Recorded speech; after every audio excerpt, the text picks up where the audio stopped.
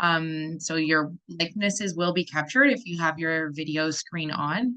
I just wanted to share that with you, but also give a little bit of a plug because the recordings will be circulated to those on the email list afterwards, but also we will be starting a DARAO website.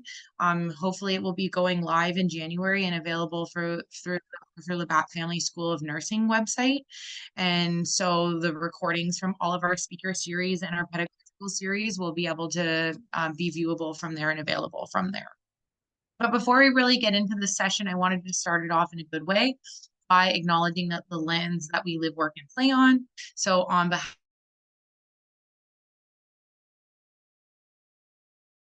of the Anishinaabeg, Haudenosaunee, Lenape-Awak, and Connaughton nations on lands connected with the London Township and Sombra Treaties of 1796 and the Dish with One Spoon Covenant Wampum. With this, we respect the long-standing relationships that Indigenous nations have to this land as they are the original caretakers. And we acknowledge the historical and ongoing injustices that Indigenous peoples have endured in what is now known as Canada.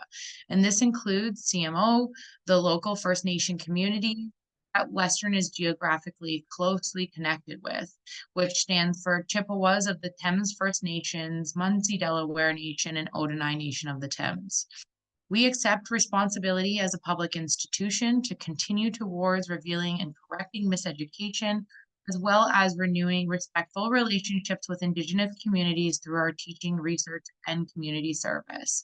And I would like to recognize the legacy of colonization and disposition of land that is sought to erase traditional ways of knowing and being in the world of Indigenous peoples in what is now known as Canada. I, as a white settler, recognize the privileges that this system affords me, and I am committed to honoring a framework of cultural humility that understands decolonization as more than just a metaphor. DARAO also wanted to acknowledge today and remember December 6th, the National Day of Remembrance and Action on Violence Against Women. On this day, we wanted to solemnly remember the 1986 École Polytechnique massacre that when 14 women were killed on their Montreal campus and all the lives were tragically lost due to gender-based violence. And we commit to the ongoing battle against this pervasive and deeply unjust violence. Now, Darla would like to welcome everyone to today's discussion about dismantling barriers, a conversation about ableism in healthcare spaces. Today, we feature a panel of esteemed speakers who will dialogue about critical aspects of this important topic, and we invite you to ask questions in the second half of this panel discussion. So the panel is going to consist of three distinguished speakers, Elizabeth Moeller, Laura Messer, and Zoe Leyland. And each speaker plans to talk for about 10 minutes, offering some unique insights of various aspects of ableism in healthcare spaces so we can have a deeper understanding of this critical subject. I'll begin with introducing Elizabeth. So Elizabeth Moeller is going to be speaking today about disability justice and futures of care and health professional education. And she's actually a doctoral candidate at Western University and holds a 4-year Shirk Fellowship. Her work, discourses, and practices within direct funding shape how disabled persons access services and in what ways service users resist and negotiate these discourses. Elizabeth runs a consulting business also where she helps companies develop accessibility plans under the Accessible Canada Act and the Accessibility for Ontarians with Disabilities Act. She brings a human approach to activism, and her work includes sitting on the Canadian Institute of Health Research External Advisory Committee on Accessibility and Systemic Ableism, co-authoring a book on accessibility in the sciences, and presenting at many large and small groups on accessibility and inclusion within higher education, just like today. So welcome, Elizabeth, and I'll let you take the floor. Thank you so much. I hope everybody can hear me and see me okay. If not, just give a wave. I will apologize in advance. I've had no voice for the past week. And so finally yesterday, I started to get a little bit of that voice back. So I apologize if at any moment I need to take a little water break or mute to cough. So my name's Elizabeth Mueller. My pronouns are she, her, L. I'm in a gray blazer today with a red top, and my hair is in a bun on top of my head. I'm a white female presenting, female identifying student. So just wanted to offer a little visual description. I wanted to kind of talk a little bit about my journey as a recipient of healthcare. Apologies. And also as somebody that provides care and support for two family members, and how those things coil around each other, and then some key takeaways I'd like to offer. So I live with a visible disability, and I have since birth. And that's meant navigating health systems and health services for most of my life. So as a kiddo, I navigated medical appointments at Sick Children's Hospital, mainly to do with my eyes, a glaucoma, as well as services at Holland Bloorview, around sort of early intervention and preschool. And in my adult life, I don't navigate healthcare as much anymore, although I interact with it more in the case of supporting my two brothers who live with nonverbal autism and live at Camp Hill Communities, Ontario.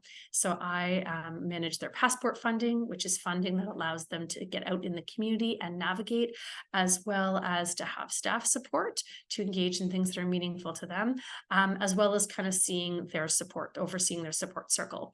And so one of the things that I think is really important when I think about my experience is the role of patient voice and how important that is. I think sometimes we don't center people as experts in their own care and as their own lives. And we're getting better, but we have a ways to go.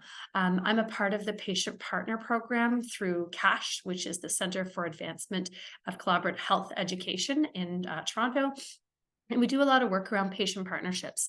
And why I say this is I think for a lot of my journey navigating healthcare, I've experienced a lot of epistemic injustice, right? Whether it's testimonial injustice, where my voice isn't being heard or valued, or where the knowledge I bring to the table isn't received and reciprocated. And so I encourage people as they're going through their studies to really think about the ways that you can bring patient voice to the table. So it could be something as simple, as dead simple, as having patients, if they want to be, or clients at their team meetings or care conferences or case conferences. So in the case of my brothers, they have what's called a support circle. It's a group of people that get together a couple times a year and just make sure that life and care needs are being met and life's going okay. And we always invite my brothers to the table. Now, they're not big fans of long, boring meetings, but the fact is we invite them and they'll stay for a little bit. And that's really important. Unfortunately, we see, especially in long-term care, quite often that patient voice isn't at the table as much as it could or should be. So that's one really dead simple thing that we can do.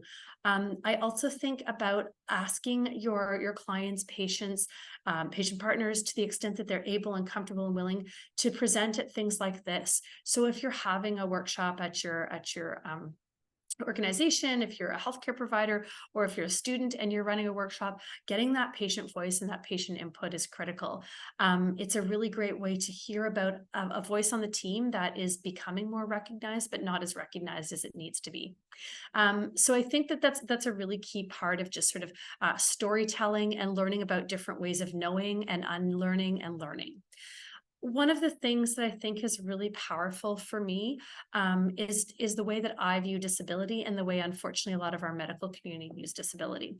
I think quite often in my experience navigating healthcare for myself and for two family members who also have healthcare needs, is this sort of homogenous view of disability that, we're all the same and it's a medicalized problem. And disability, as we know, is a lot more nuanced than that, right? So disability isn't just about being able to see or not see. It's about how the environment impacts your vision and how your socio-political context that you're situated in impacts your vision, or the tools and technology that you have the financial means to access or not impacts your vision. And I think sometimes that nuance is lost when we're in a world of diagnoses and filling out forms and proving or disproving disability and verifying and validating. And absolutely, I recognize there's a need to validate and to prove disability, especially especially if you're going, if you're looking at helping a client or a patient get, technological support, financial support, medical support. But I think sometimes there's a danger in this sort of homogenous view of disability that's really problematic from a couple of standpoints. One being, for a lot of us, that's not how we view our disability. We view our disability as this fluid, ever-changing, often thing we're quite proud of, thing that sometimes frustrates us, but thing that we're quite proud of.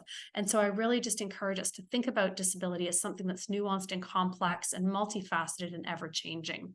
I think the other thing that I would say really closely related to that is around illness and disability, and how quite often, unfortunately, I think disability is synonymous with illness. And certainly people can be ill and have disabilities, and people who are ill, might go in and out of disability. There's temporary disabilities.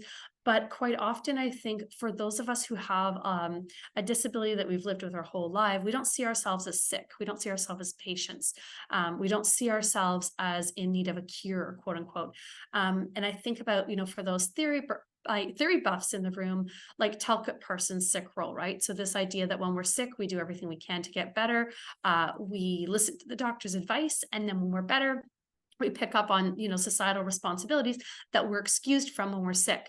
Most of us with disabilities don't want to be excused from responsibilities. We want to participate. We want to engage. We're not sort of looking to get quote unquote better. And so that sick role is a really nice way to sort of unpack disability from a very medical model into sort of a more nuanced and complex thing, and away from illness.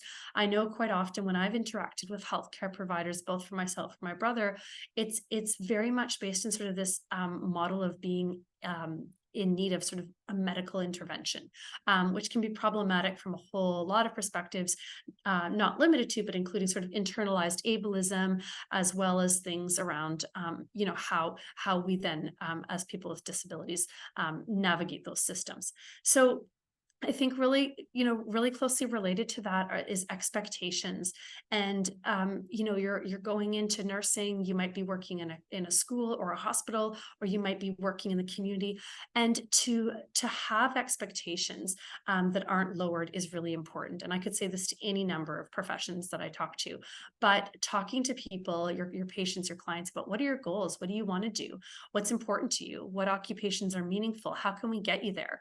And not having necessarily, a view that's sort of lowered because of disability. We see this quite often with work, especially in the intellectual disability space, that people aren't expected to work, people won't work, but people want to work, and work doesn't have to be 9 to 5. Work could be a volunteer commitment. Work could be something that people are doing sort of piecemeal. My brother loves to make pottery. You can't get him out of the pottery studio, but the expectations are that people won't work, especially when the disability is more severe. When we're talking intellectual, nonverbal, using AAC to communicate. So I really encourage you as professionals to think about your own assumptions. We all have them, but to challenge them and unpack them and think about, am I bringing my own assumptions to the table in a way that might be doing harm to this person or this client that I'm working with? And ask the person, ATP, right? Like, ask the person that you're working with, do you want to be referred to as disabled person or person with a disability? How can I best present information to you? What is the best way for me to assist you?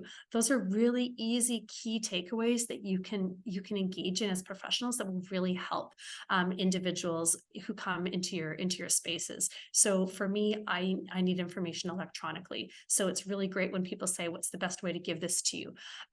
I refer to myself as both a disabled person and a person with a disability, depending on the space that I'm occupying.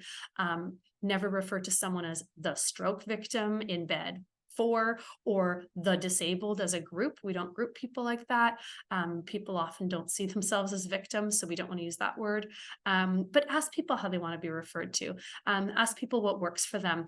I know that we only have a limited time, so I'll wrap things up. But I think, if I was to think about a key takeaway, it's really thinking about each person as an individual with needs and preferences and a whole life history and story that they're bringing to your space, to your healthcare space. And so really just to try to move away from sort of disability as a homogenous concept.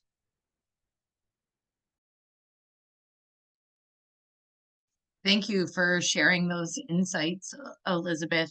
I really appreciate at the end speaking to our language choices, particularly in healthcare, and how we can just make, something that might seem like a really minute change, but it can have some substantive effect on clients and feeling heard.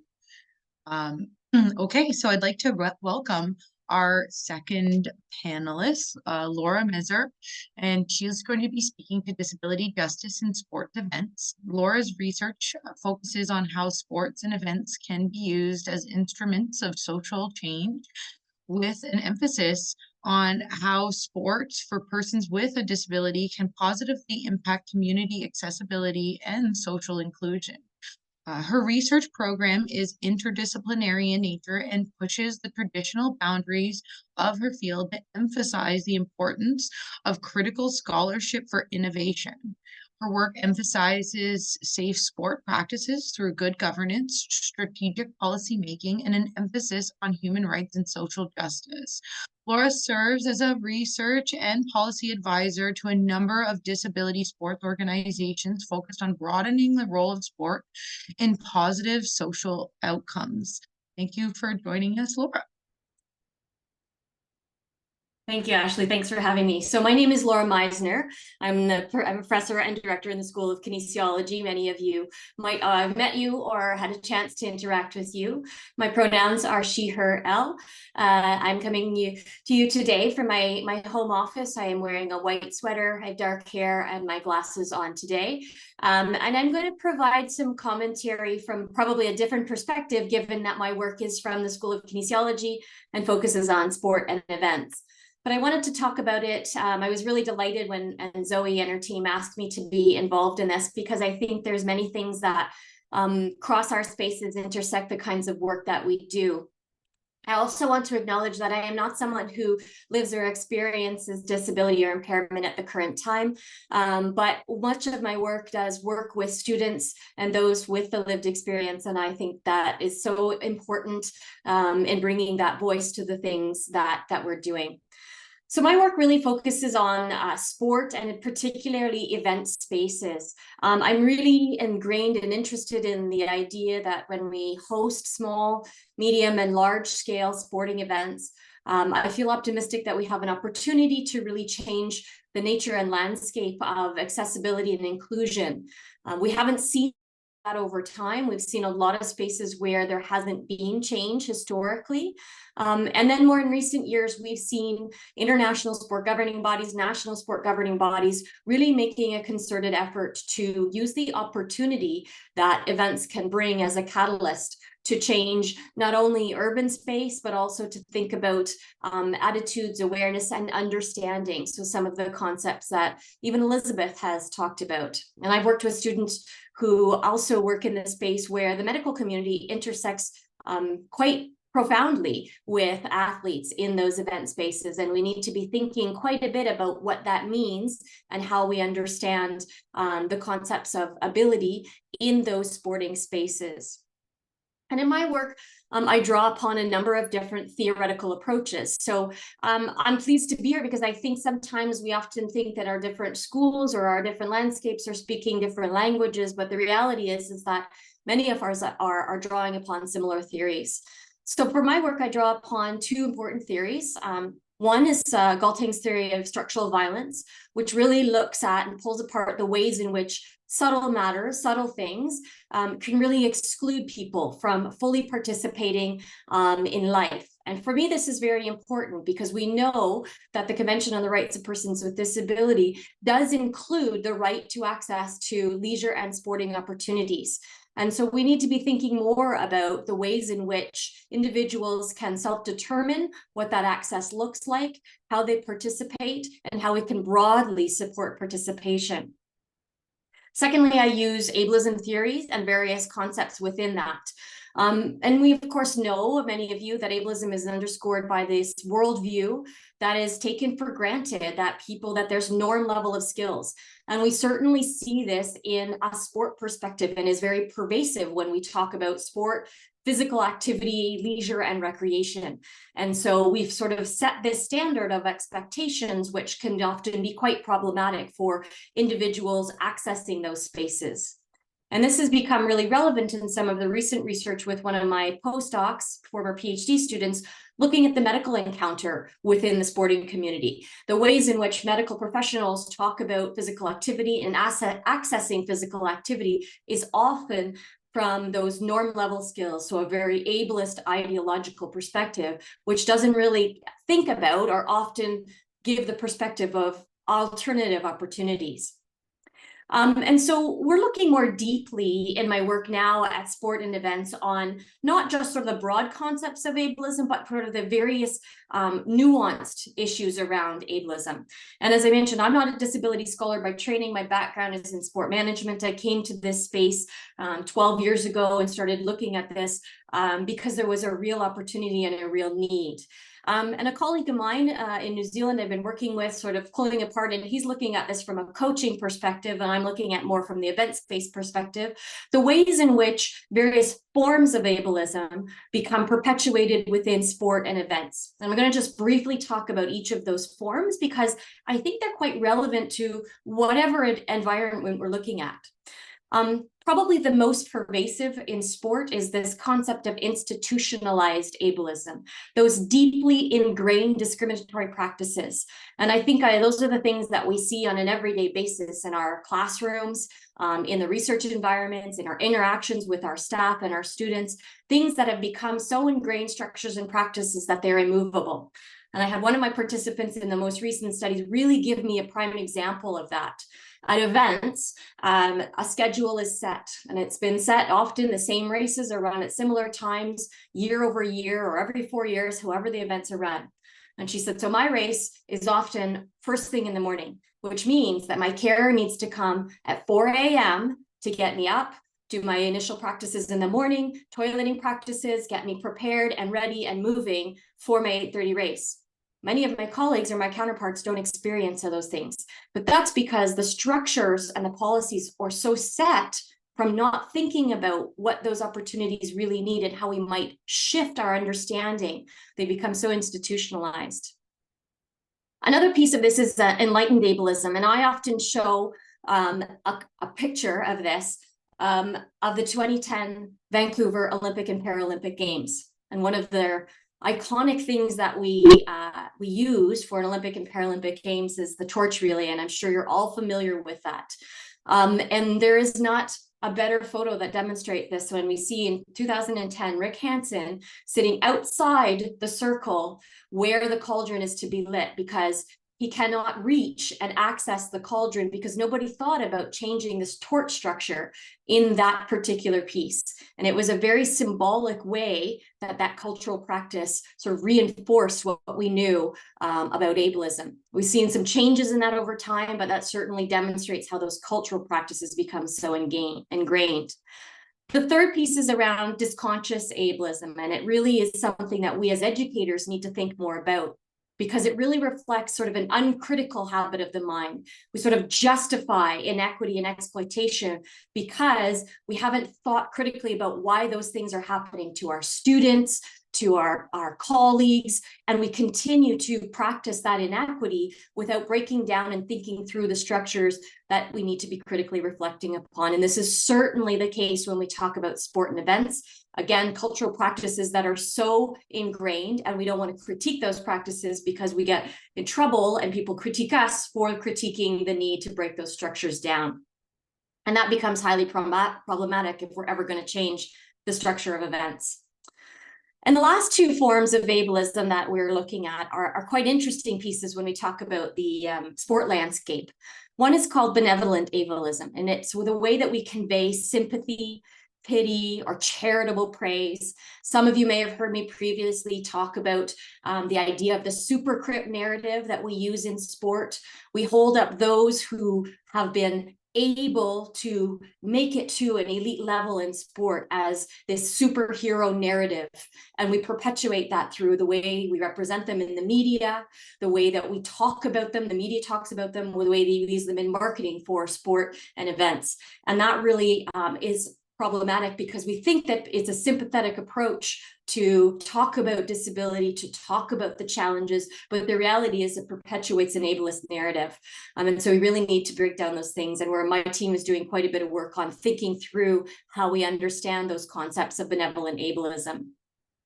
And the last piece that is probably the most relevant in many spaces, and particularly in sport, is neoliberal ableism, where those that are the most able to participate in society support the ideologies of economic prosperity. And we see that in sport wholeheartedly when we see those who are the most palatable to the eye, those who meet the standards that we expect in elite sport, as those who are representing what disability is about in a broader spectrum. But as Elizabeth pointed out, when we continue to broad brush disability as if it's everyone who's participating, we're really missing out on the true understandings of this.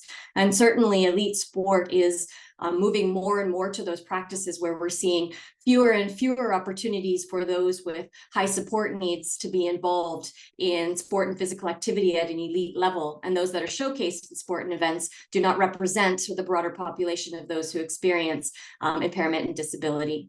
And so our work continues to reflect on these ideologies and how we can begin to deconstruct these structures, these forms of ableism, in order to create real opportunities for participation in sport and physical activity across the spectrum, whether it be recreational or large-scale sport events.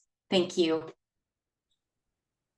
Thank you so much, Laura. I really appreciated your discussion, particularly talking about the different types of ableism. I appreciated your example that you gave about institutionalized practices of ableism, and I can certainly make connections between that and working as a nurse in healthcare. And you certainly caused me to reflect a little bit when you were talking about disconscious ableism and how I might be doing that in my educational practice. So thank you for sharing all of those examples. Zoe, so maybe I should be more formal. Zoe Leyland is going to be our final speaker in the panel today. So Zoe is the coordinator of EDIDA and interprofessional education in the Faculty of Health Sciences at Western. And she previously has completed a postdoctoral fellowship where her primary work focused on weight stigma. Her PhD in health professional education explored the lived experience of participating in pain education for healthcare learners. She has extensive experience in health education, and her work is primarily qualitative.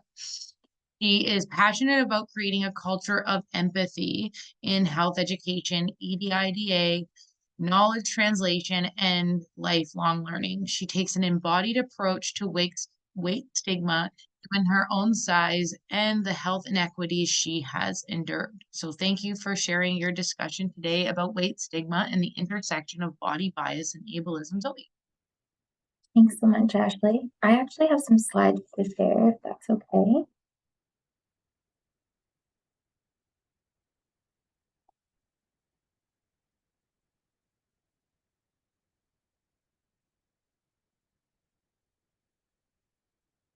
Can everyone see that okay? Are you seeing the presentation, not the notes? Okay, great. So yes, as Ashley said, I'm Dr. Zoe Leyland, and my email is there if anyone is interested. So in introducing myself, I use the pronoun she, they. I'm a white settler living on Turtle Island. I identify as non-binary, queer, neurodivergent, and empath, and plus size or fat. Yes, I do use the word fat.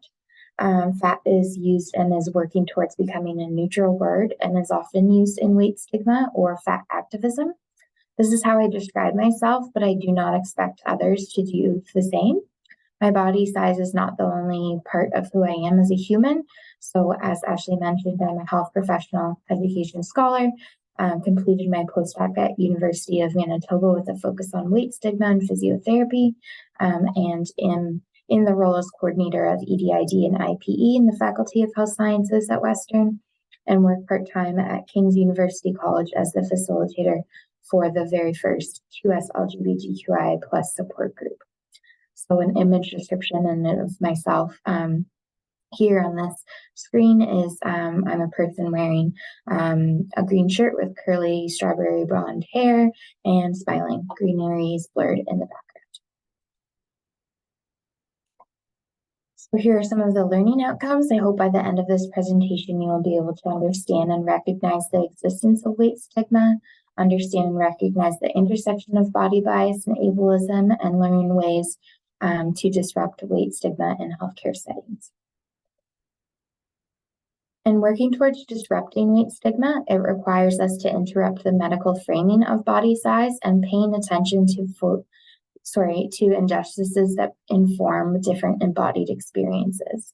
So this quote comes from the work that I conducted while in my postdoc, while working with Dr. Patty Phil.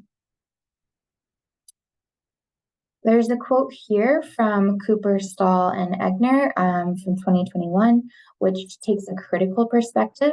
I recognize that disability and fatness are shared experiences of marginalization. We often think of normal weight and able-bodied as the standard.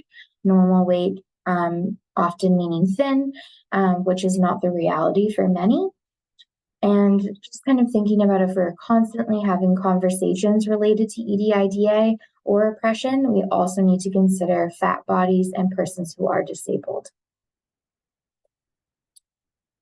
So here is an image of a colorful wheel of power and privilege with various social identities. I want to be clear that weight stigma and ableism are not the same, but they both contribute to the amount of power and privilege a person has. While looking at this wheel, we see that body size and ability are both considered. Oftentimes, this is not the case.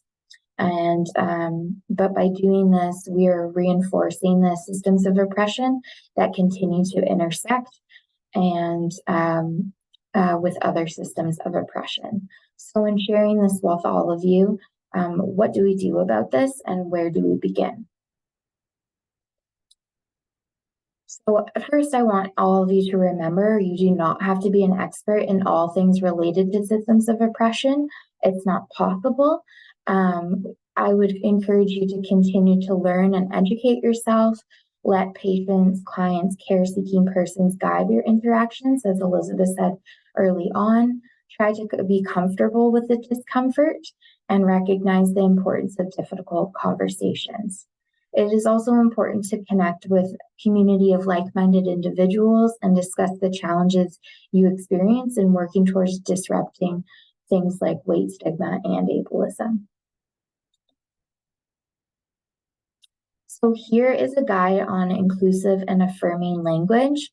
How you speak to others may negatively impact your practice and may negatively impact that person that you're speaking to.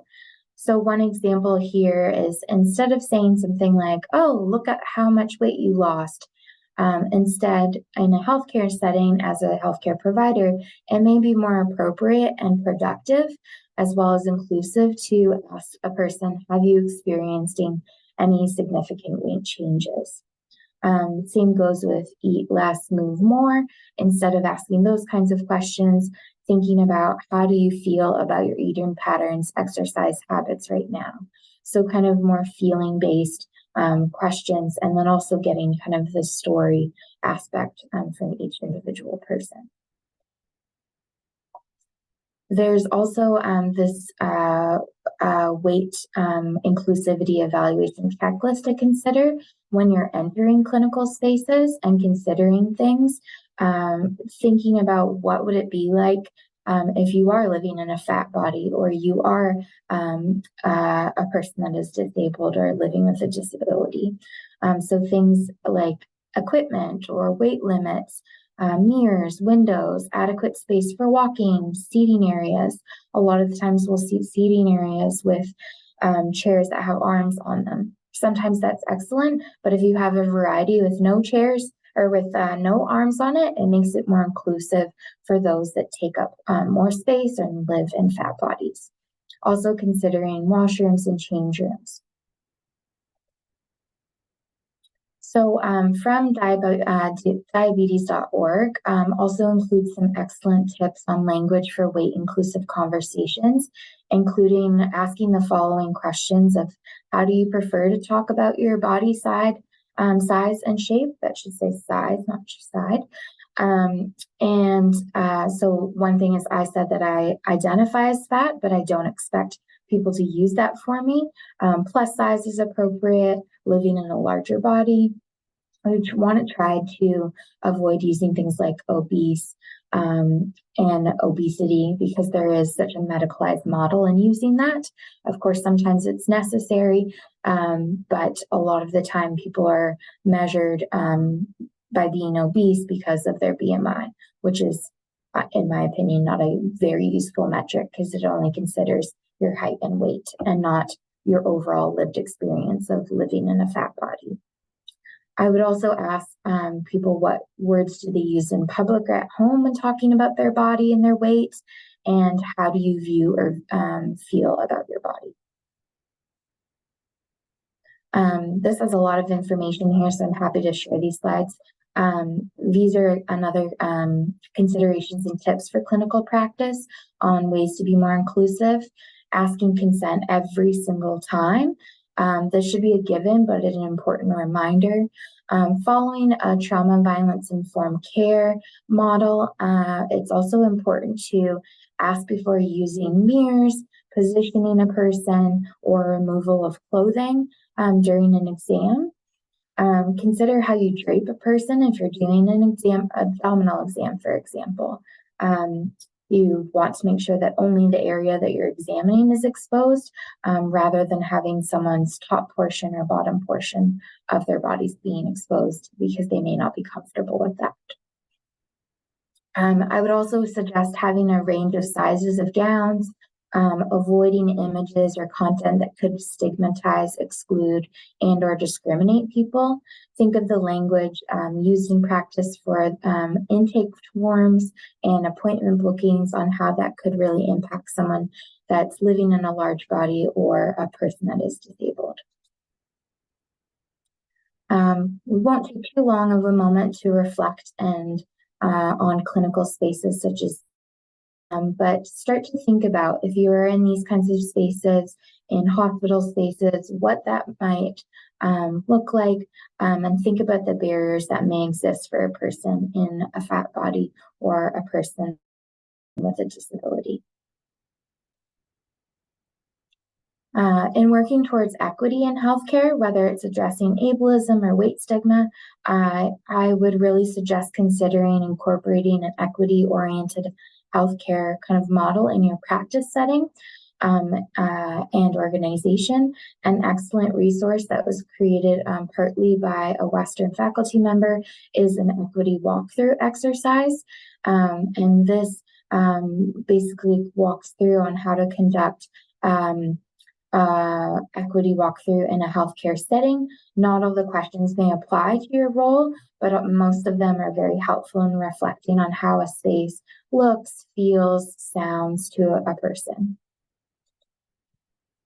And then finally, here are some additional resources. And again, I'm happy to share my slides with anyone that may be interested.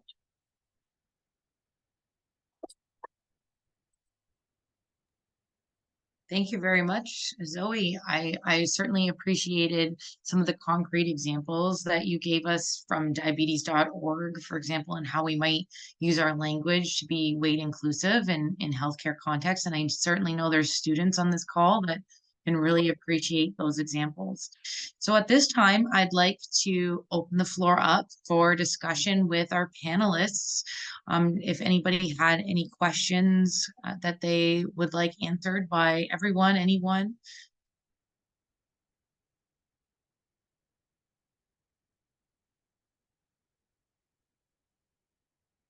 I see a question by Andrea.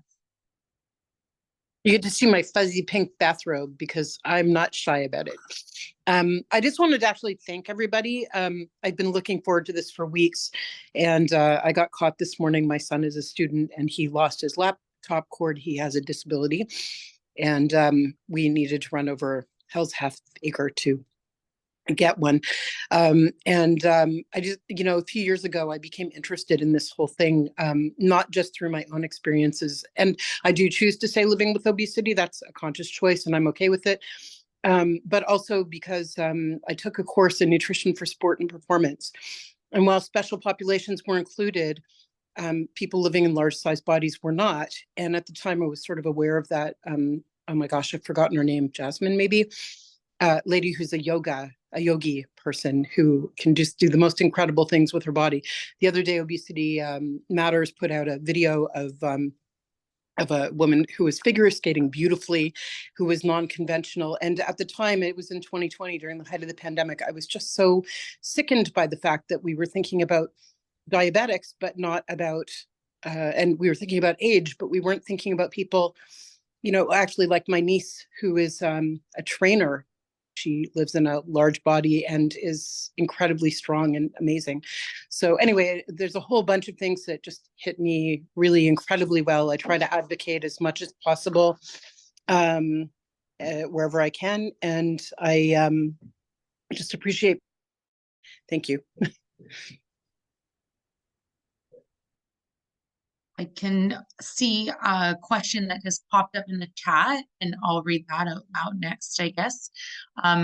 There's a question from Robert, and it said, are there any self-reflection or self-assessment tools for services to be reflexive about their environment or services that they're providing?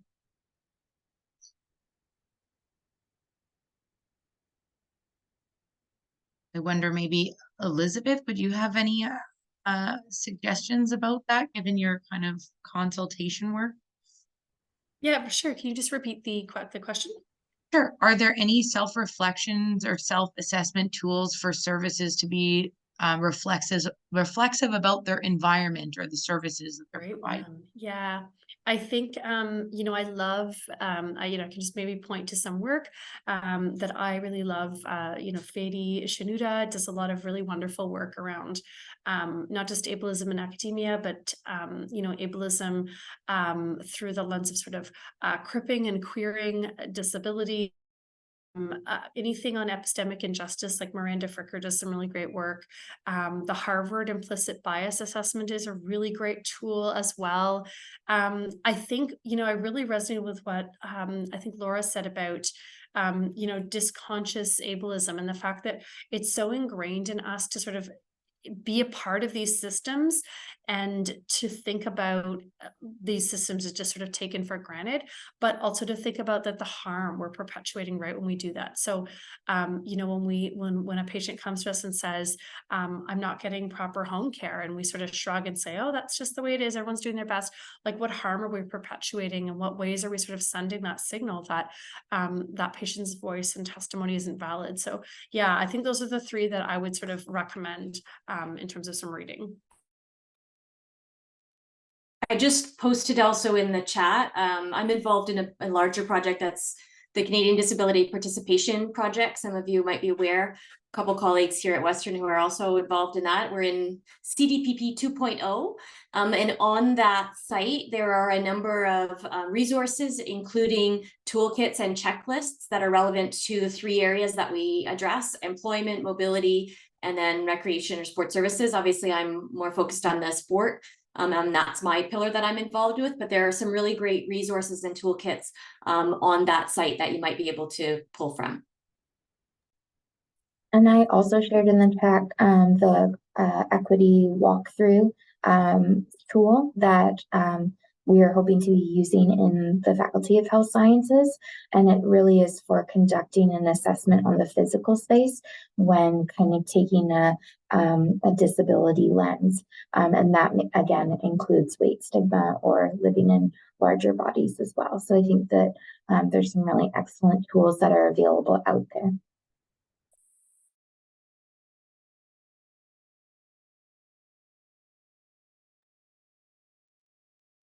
Question.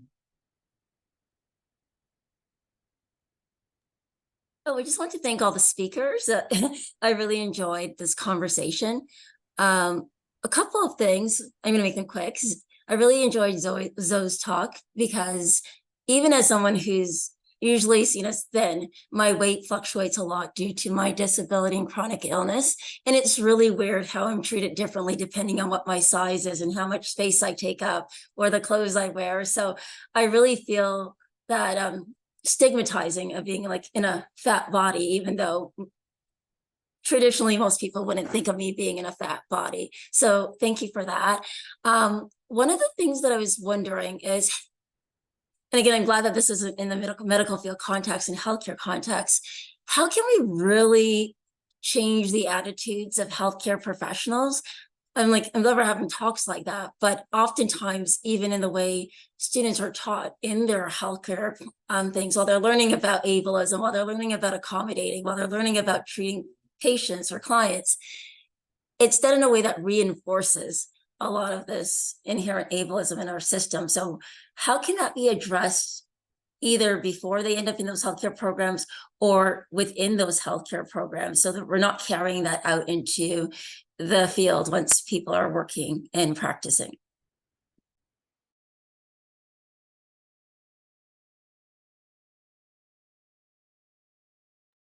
So I can go first in answering this. I imagine having more representation of a variety of sizes of bodies would be incredibly important. A lot of the time I worked in medical education prior to starting my graduate studies. We were often seeing thin, white, cis, hetero men being the models of various illnesses or disabilities. And I didn't see any representation that looked like me, for example, that didn't live in a large body. So I think we need to incorporate it in physical spaces of either doing kind of simulated patient work or even imagery in textbooks, things like that, of really including that the population is not all white and thin. And there's much more to that. And people also come with complexities. I myself am a complex patient. I live in a large body. I am neurodivergent as well, as I've shared, and that can be stigmatized quite frequently. And I've had a lot of negative comments said to me, unfortunately, things like, you'll have problems doing certain things in life because of your size, which none of those things have happened and had to hold me back because of the weight that I carry. So those are some recommendations that I have. Elizabeth, did you want to add on there? Yeah, I agree with everything that was said. I would also say curriculum and course content. So as someone that's in a health field, a lot of the research methods that we're taught, a lot of the scholarship we read is not by and for and about disability and disability informed methods. And so I think that leads to, professionals going into the field just not having the exposure, not knowing. And so when they encounter somebody with a disability or somebody who just moves through the world differently, they don't have that background. So I think we really need to do an evaluation of our curriculums and bake it in from the beginning, but also compensate people that are coming in to deliver that curriculum the way we would, our able-bodied faculty.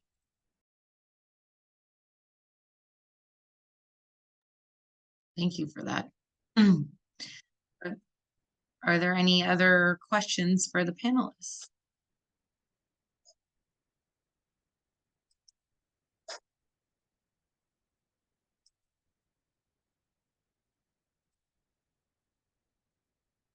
Well, one thing that I was thinking I'd like to ask is, since you're all from different kind of fields, is what does ableism mean to you in your field of practice? Maybe Laura can start with that, just because you haven't heard her.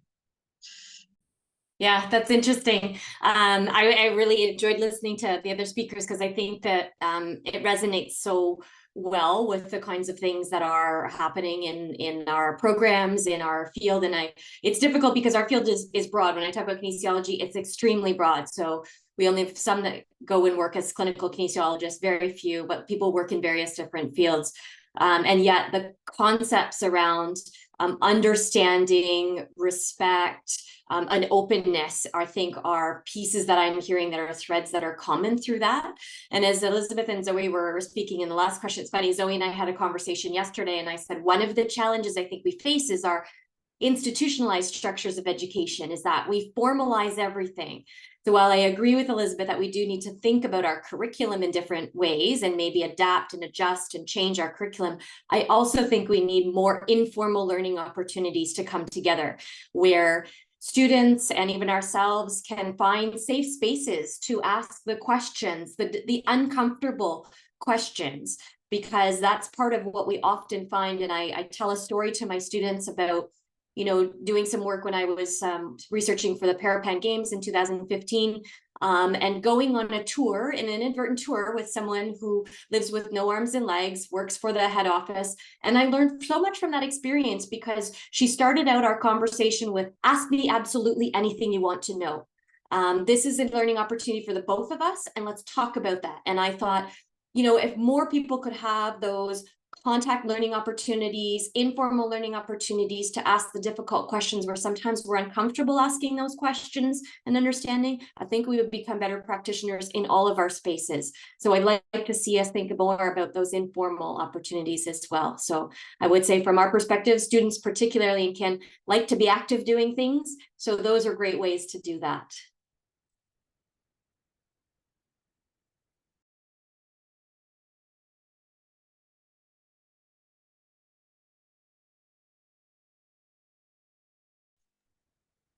I also just wanted to add to that too, like I really, yeah, Lauren and I just had this conversation yesterday about the curriculum.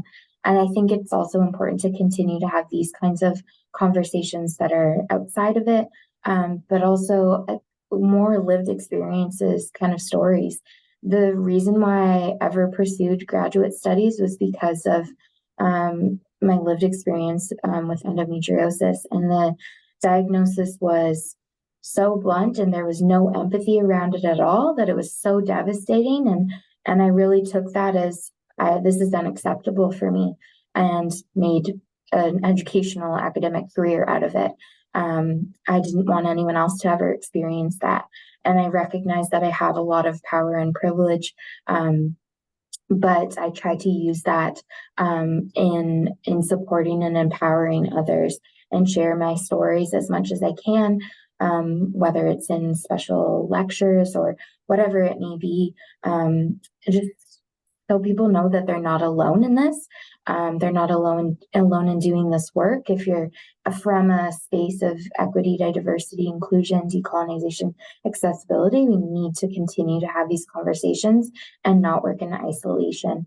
So I think really building up a community of others that are like-minded, or those that represent various groups of systems of oppression, I think are really important. Like Elizabeth said, having patient partners at the table. So continuing conversations, whether they're uncomfortable or not, because if there is no discomfort, there is no change. And Elizabeth. Yeah, I think just very briefly, because I know we're running out of time, I think I would also add the importance of thinking about who we're letting in our doors as schools and institutions that educate healthcare providers. I'm on a committee right now at Western, looking at sort of a more holistic approach to graduate education. And I worry about the ways that we might be filtering really wonderfully diverse experiences and bodies out of our institutions, body minds out of our institutions. And so going back to that neoliberal ableism, if we're saying like only the best and the brightest who fit this mold can come, that's great that we have curriculum and learning opportunities, and we need that. But maybe we're actually not getting people in our doors who would bring that rich, diverse experience, because we're thinking about healthcare in sort of a very narrow way. So I'll leave it there. Yeah, that really resonates for me, Elizabeth. I really appreciate that commentary. I'll open up the floor to maybe one more question if there is one, and otherwise I would just like to thank the speakers.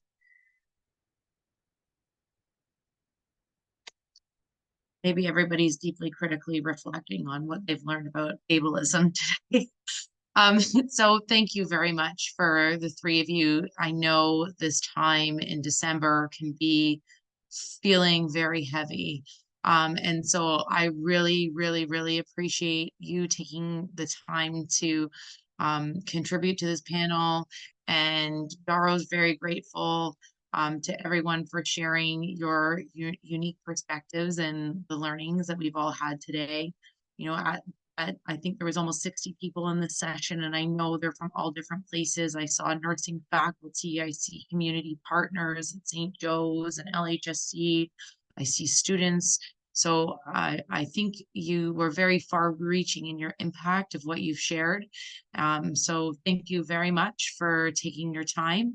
And I'm imagining you're going to have some people sending you follow-up emails on how they can continue to learn about this particular topic. Clapping hands. If we were in a big audience, there'd be a loud clap. I wish I could press a button that would go choo and make a loud clapping. It's kind of strange when you have a large session that you don't get to actually hear everybody's clapping, but there's many thanks in the chat.